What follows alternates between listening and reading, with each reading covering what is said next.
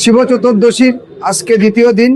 গতকালকে বিকাল 4:30 হইতে লাগছে, আজকে 5:34 পর্যন্ত তিথিটা আছে।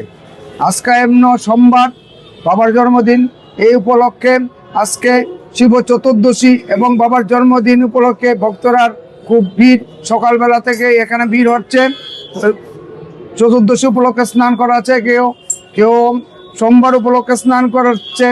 এভাবেই চলছে, সারাদিন চলবে, বিকালবেলা পর্যন্ত এই ঠাকুরের পূজা অর্চনা চলবে। বিশেষ পূজাতে কি প্রার্থনা করা হয়? ঠাকুরের কাছে শিব কথার অর্থ হলো মঙ্গলদায়ক। ওনার কাছে সবাই মঙ্গলই কামনা করে। আজকে তো মহাশিবরাত্রি, সেই জন্য মানে কালকে চলে গেছে, এবার 2 দিনে পড়েছে, তো সেই জন্য আজকে সবাই মনে বাসনা পূরণ করার জন্য বাবার কাছে আসে, সেই জন্য এসেছি। বাবার কাছে মনের বাসনা প্রার্থনা জানালাম, শিবের মাথায় জল ঢাললাম, সেই কারণেই আসা। হ্যাঁ, প্রতি বছরই, বিয়ের পর থেকে প্রতি বছরই আসছি। বিয়ের আগেও আসতাম, এখনো আসছি, 10-11 বছর ধরে আসছি এখানে।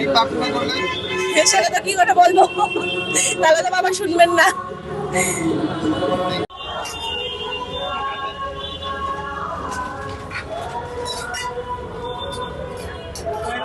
একটু তাড়াতাড়ি করেন।